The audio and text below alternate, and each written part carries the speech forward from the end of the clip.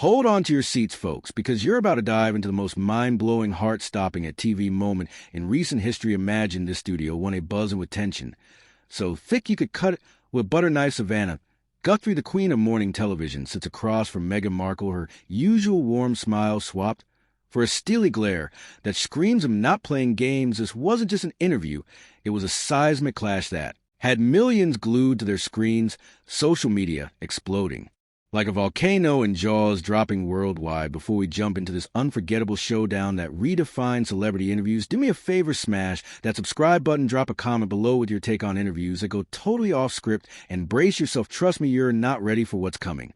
Because this moment was pure dynamite. The stage seemed innocent enough. Meghan Markle polished perfection strode onto the set to promote her latest venture, a lifestyle brand bursting with promises of empowering women through mindful living. Dressed in a cream-colored blazer that probably cost more than most people's yearly rent, she flashed her signature media-ready smile, radiating confidence. The cameras loved her, the lights adored her, and the audience was primed for another carefully curated glimpse into her world. Savannah kicked things off with a polite "Meghan, thanks for joining us today."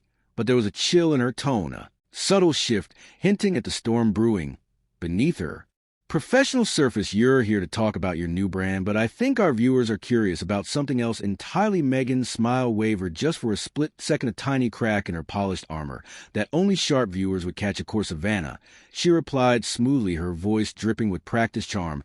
"I'm always happy to connect with your audience." But Savannah wasn't here for pleasantries. She leaned forward, eyes locked on Meghan's, and dropped a bombshell that silenced the room. "Let's address the elephant in the room. Then you've built this whole narrative about being silenced, about not having a voice yet. Here you are on your fourth major network interview this month. Help me understand how someone who claims to be voiceless snags more airtime than most sitting politicians. A studio when dead quiet camera operators froze, exchanging wide-eyed glances. This wasn't a fluffy feel-good segment anyone expected. Meghan's posture stiffened, her media training kicking into high gear as she prepared to deflect. "I think there's a difference between having access to platforms and actually having your truth heard, Savannah." She said, her tone measured but tinged with defensiveness. "When you're constantly fighting a narrative constructed about you, sometimes you have to speak louder to be heard above the noise."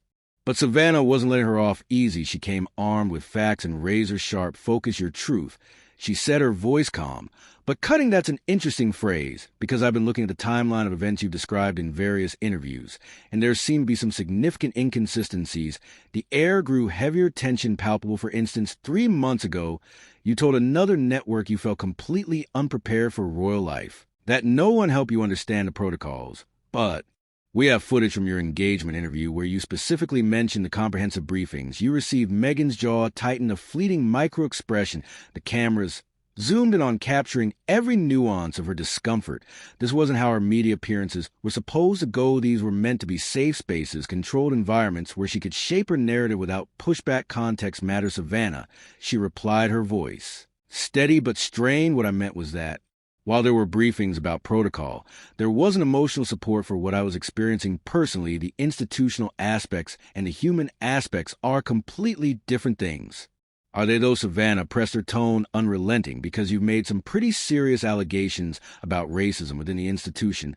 Those aren't just personal grievances, they're accusations that have damaged relationships and reputations. Don't you think the public deserves specifics rather than vague implications?" The temperature in the room seemed to plummet. Meghan shifted in her chair, a telltale sign body language experts would later dissect frame by frame. Her media-friendly facade was cracking under the weight of actual journalism. "I've been very clear about my experiences," Savannah Meghan said, her voice tightening. "I'm not going to relitigate every detail of what was an incredibly painful time in my life just to satisfy people's curiosity." But Savannah wasn't buying it. "That's exactly what you've been doing, isn't it?" She countered, her voice calm but laced with steel. "You made a career out of relitigate these experiences." The interview that broke the internet, the Netflix series, the book deals, the podcast. "At what point does sharing your pain become exploiting your pain?" Meghan's voice eyes flashed with something raw, anger perhaps, though she tried to mask the look of hurt bewilderment. "I find it interesting that when women, especially women of color, speak about their experiences, they're accused of exploitation." She said, her voice rising slightly. "Would you ask a male CEO who wrote about overcoming adversity the same question?" Savannah didn't flinch. "Actually, yes, I would." But we're not talking about overcoming adversity in business. We're talking about making allegations you refuse to substantiate while simultaneously profiting from the controversy those allegations create. That's not empowerment. That's manipulation. The word manipulation hit. Like a thunderclap, Meghan's composure shattered, her carefully constructed mask slipping to reveal something far less sympathetic. I'm sorry. Manipulation, she said, her voice sharp with indignation. Are you seriously suggesting that sharing my truth about experiencing racism is somehow manipulative? Savannah remained unflappable. I'm suggesting that making serious accusations without providing evidence while building a media empire around those accusations raises legitimate questions about motivation.